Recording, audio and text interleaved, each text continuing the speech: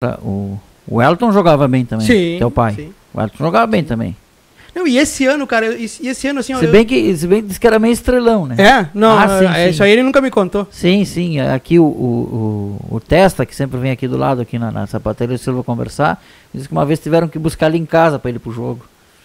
E ele disse que não ia porque tava cansado. Aí ele bota a culpa na mãe. Cara,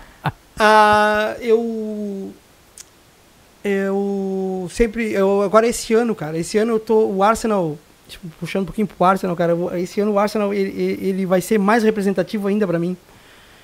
Eu não duvido que esse ano seja o meu último, mas pode ser como pode não ser. Esse ano o Arsenal, eu acho que tá igual o Felipe Massa, quando parece que vai se aposentar tem mais um ano.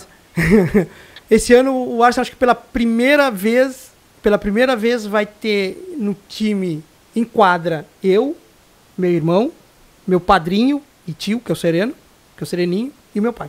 Oh, que legal. E o meu pai tio, de técnico, né? Isso, e meu tio Josué, que é irmão da minha mãe.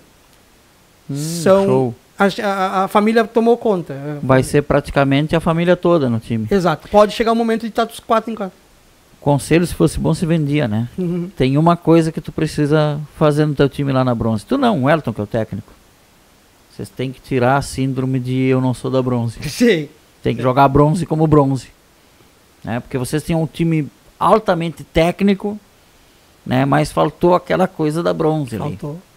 Né? O de olhar jogar assim era o melhor time, mas... né? Não, faltou. Eu falei numa transmissão, esse time tem a síndrome de eu não sou da bronze. Faltou. Eu sei que tu não gostou muito, né? Ficasse bravo comigo.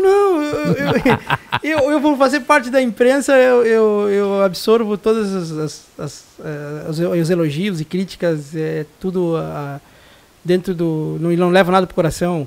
Levo quando o comentário ele não é um comentário construtivo, ele é um comentário destrutivo. Que aconteceu que aconteceu ano passado com o meu time. A gente teve um problema que teve um comentarista que foi destrutivo, ele não foi construtivo.